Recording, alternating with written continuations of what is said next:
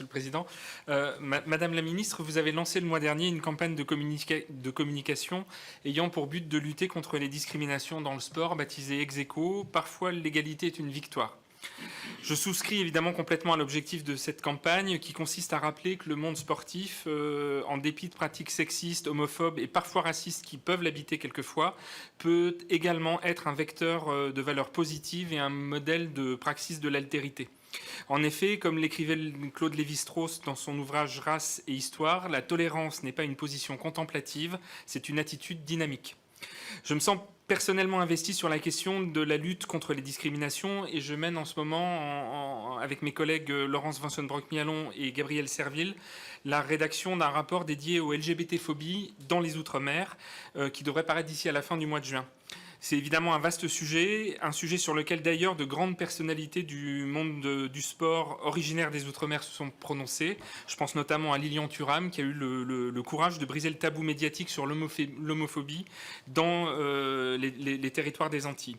Dans ce contexte, sachant que, comme on l'a déjà beaucoup répété ce soir, nos collectivités d'outre-mer constituent un formidable creuset de champions à travers tous les océans, avec par exemple Dimitri Payet, Canel Léger ou encore Teddy Riner, qui ne sont pas seulement des sportifs, mais qui sont surtout des modèles pour la jeunesse ultramarine et pour la jeunesse française dans son ensemble.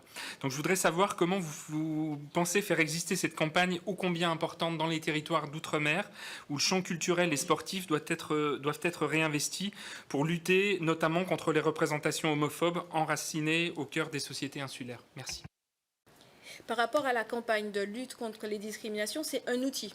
C'est-à-dire que le sport, c'est un véritable levier d'inclusion, de cohésion.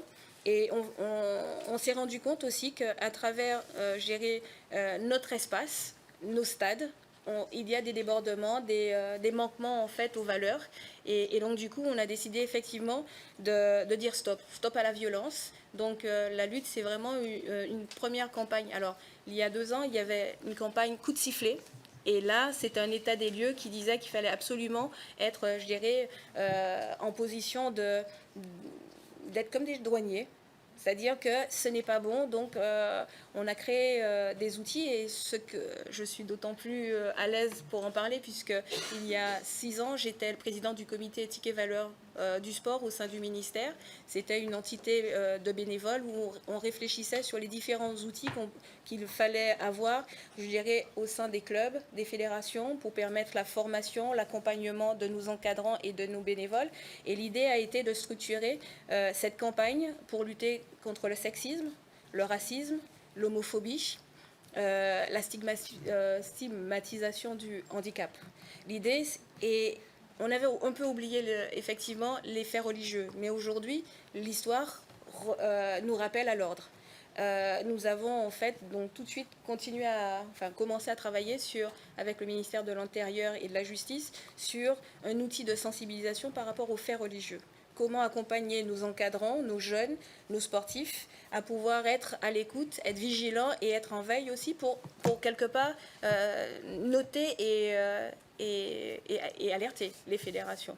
Donc du coup, cette campagne, c'est une campagne qui tend vers plus de positivité en disant il y a une prise de conscience, nous sommes tous des acteurs et nous sommes tous responsables sur le territoire de chaque action que nous faisons. Donc un appel à l'écoute, à la bienveillance et nous avons décidé d'utiliser 10 personnes, 10 champions et un arbitre de tennis. L'idée c'est aussi de responsabiliser tous les acteurs du terrain. Alors effectivement, vous me direz, la semaine dernière, on entend des cris de singes, mais effectivement, nous sommes vraiment, et l'équipe avant a aussi travaillé en ce sens, pour véhiculer des valeurs, pour mettre dans les règlements. En revanche, nous avons un problème. C'est-à-dire que hors territoire, nous n'avons pas les mêmes règles.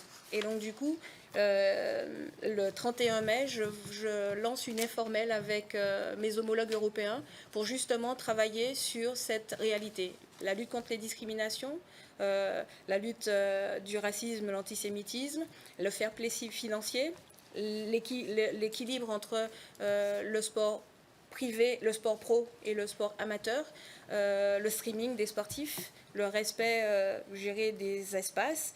On nous a demandé de réfléchir sur les stades debout. Donc en fait, ce sera un outil qui nous permettra aussi d'échanger pour le futur. Et le 17 mai, je lance le colloque sur l'homophobie dans le sport, articulé par des tables rondes le matin et le soir par une présentation à France Télévisions d'un téléfilm d'un joueur footballeur qui a fait parler le monde du sport et du foot autour de l'homophobie dans le sport et dans le foot. Donc effectivement, l'idée, c'est de ne pas être dans le déni. L'idée n'est pas de tourner la tête parce que gérer chaque non-événement permettra en fait de laisser rentrer la passivité et le danger. Donc effectivement, c'est un axe, mais c'est un outil. C'est un outil. Et cet outil sera transformé aussi dans nos écoles avec des modules de formation pour nos encadrants, pour nos formateurs, des modules de formation que nous aurons dans nos CREPS, l'INSEP et le Grand INSEP. Et ça va sans dire que dans l'outre-mer, ce sera la même chose. Nous devons être vigilants sur la sécurité de nos jeunes, sachant qu'ils parlent de plus en plus jeunes. Donc du coup, nous avons cette responsabilité de les encadrer et de les accompagner.